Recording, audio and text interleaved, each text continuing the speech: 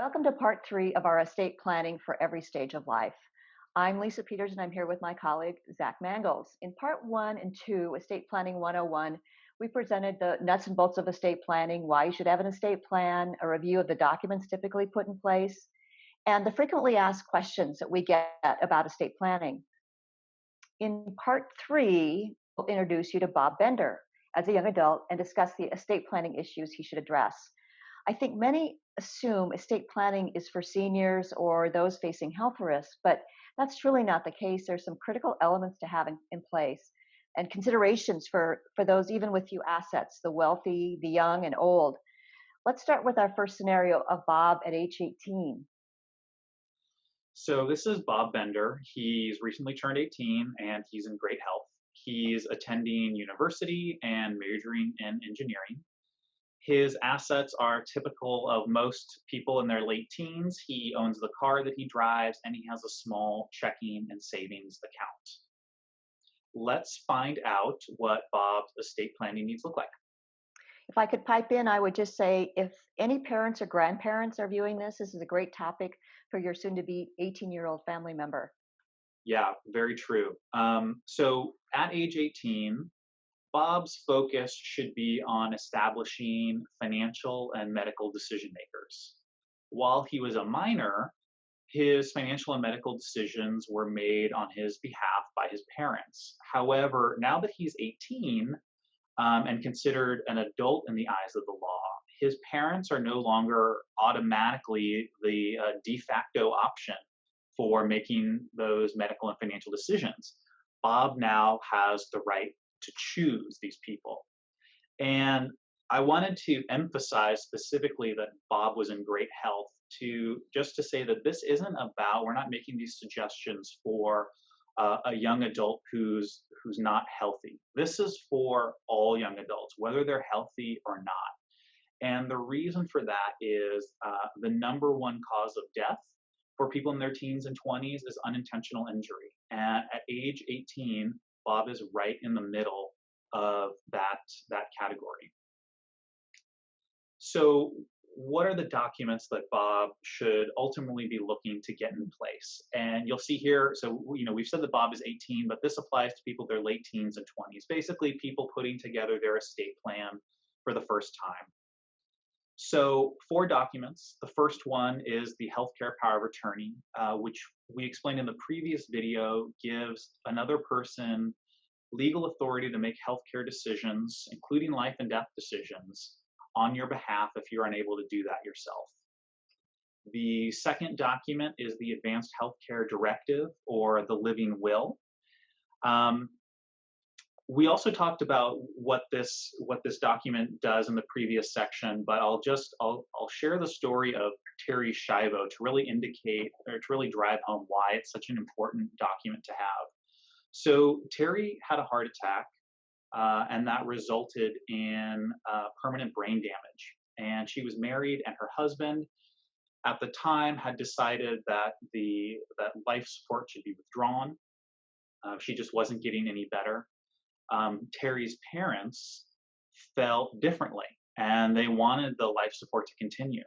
And they ultimately went to court over it, and I believe it went to the Florida governor, I think it went to Congress, and I believe even the President of the United States was involved at one time. All of that could have been avoided if Terry had her Advanced Healthcare Directive put in place. And so to me, the case of Terry Schiavo it's this reminder, that we're all human and we all have emotions, and our emotions, especially in these kind of challenging times, can cloud our decision making. And so if you can put something in place that alleviates that from the people who you love and who love you back, I think it's your responsibility to do that. So that's the importance of the Advanced Healthcare Directive. The third document is the HIPAA authorization. This gives your doctors permission to discuss your medical situation with others, including family members and other loved ones. The fourth document is the durable power of attorney, which again, we explained in the previous video, gives another person legal authority to manage your assets on your behalf. So by way of example, let's say that Bob has decided to take a semester abroad in Rome. And while he's studying there, there's some sort of legal matter that needs to be handled stateside. Doesn't really matter what it is, but something legal that would require him to fly back and be present for himself. If he's named his parents to be his financial power of attorney, they can cover that for him so he can stay in Rome and continue enjoying his time there. So we've gone through the four documents that Bob should have in place as he's turned 18. Lisa, can you talk a little bit about how Bob would handle his financial accounts and the other assets that he owns? Right. When there's a small, non-complicated estate, there's some simple, low-cost methods to transfer assets. One is by creating designations where they can be put into place, effectively transferring property without a will or trust. For example, Bob might have a checking and savings account, and he could actually add a transfer on death feature to that, and those assets would pass without any kind of will or trust. Let's say that Bob's parents helped him fund a Roth account, and he would have named a beneficiary for that account. Again, that asset will pass without having a will in place. For the rest of the property, which is probably very modest, an affidavit can be filed for estates of roughly $150,000 or less. Finally, I wanted to mention that letter to family and friends that can direct items of sentimental value. Bob would note that he'd like his baseball mitt signed by Alex Rodriguez to go to his friend Mike, who happens to be a fellow baseball fan. And let's maybe scroll forward a few years in time. Bob has graduated, he's in his 20s, he's working, and now he has some retirement plans and some equity compensation like restricted stock units, RSUs, or an employee stock purchase plan, ESPP. So both of those assets require special attention. We talked in a previous webinar about how retirement plans have beneficiary designations that distribute outside of the will and trust. So Bob would want to make sure that he has the appropriate beneficiary designations on his retirement plans. And then for the equity compensation, that's not always as straightforward. Different employers allow their employees to handle these things or to handle those accounts differently. In some instances, you can directly title the account to the trust. I think we find more often somebody will need to put a POD or a TOD to actually transfer the assets into their will or into their trust if they were to pass away. So we've talked a little bit about the documents Bob should have. We've talked about how he should distribute the estates. Let's talk about now what he actually needs to do to get the documents drafted. I think the first place that Bob should look is to his parents' estate attorney. There's already a relationship that works there. Presumably, this estate attorney is already familiar with Bob. And I've found that a lot of estate attorneys also have an off to college package where they can get those four documents that I talked about put into place very quickly. If Bob didn't already have a relationship with the family's estate attorney or just decided he didn't want to work with an estate attorney, there are documents, all those documents can be found online from reputable sources, sometimes for free, often inexpensively. I know in California, the Advanced Healthcare Directive can be found at the Office of Attorney General's website. You can use websites like LegalZoom for a will, and actually colleges sometimes have templates of these documents that they host and that you can work with to get them drafted.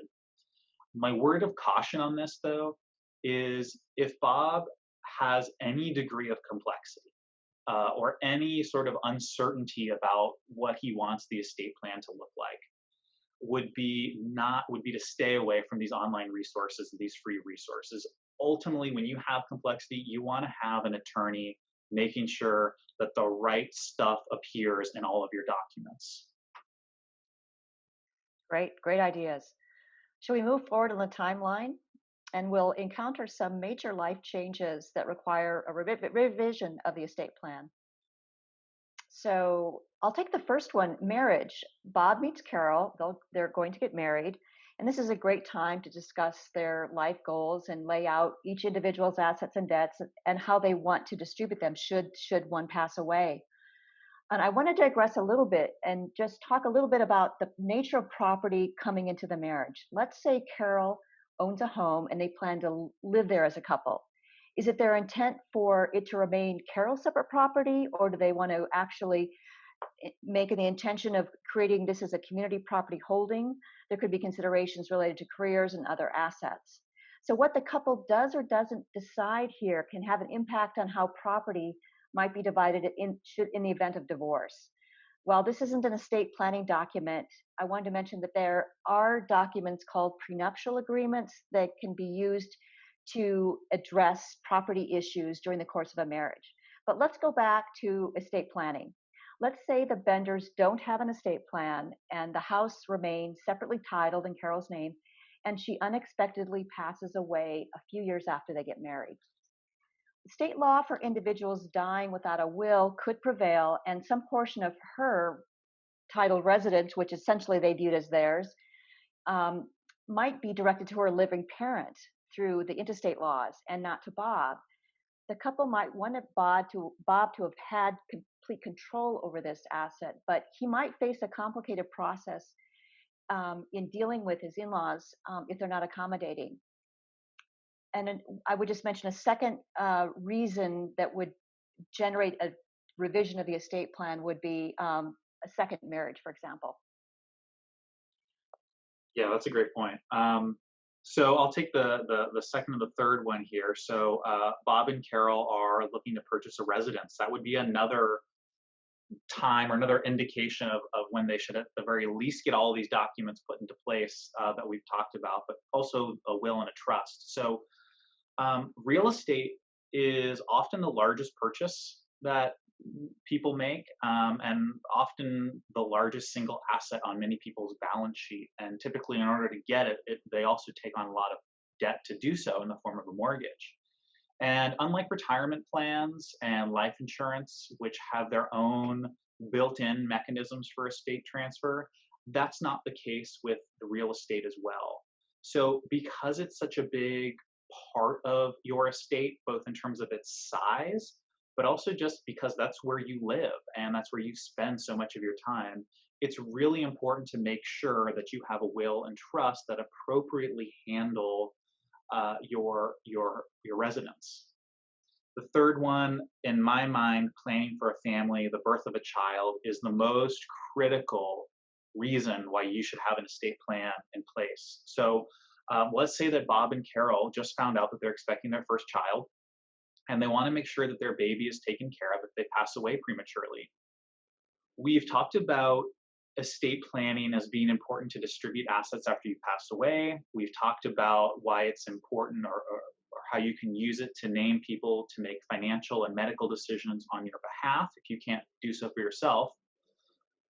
And estate planning is also really important to ensure that your loved ones who depend on you are well taken care of if you pass away. So, part of the estate planning for the birth of a child, like I said, getting all of these documents in place, but making sure that there are guardians who are named to watch over your minor child for Bob and Carol. And then the second thing that they should be thinking about is if they do pass away, how would they want those assets to be held for their child's benefit?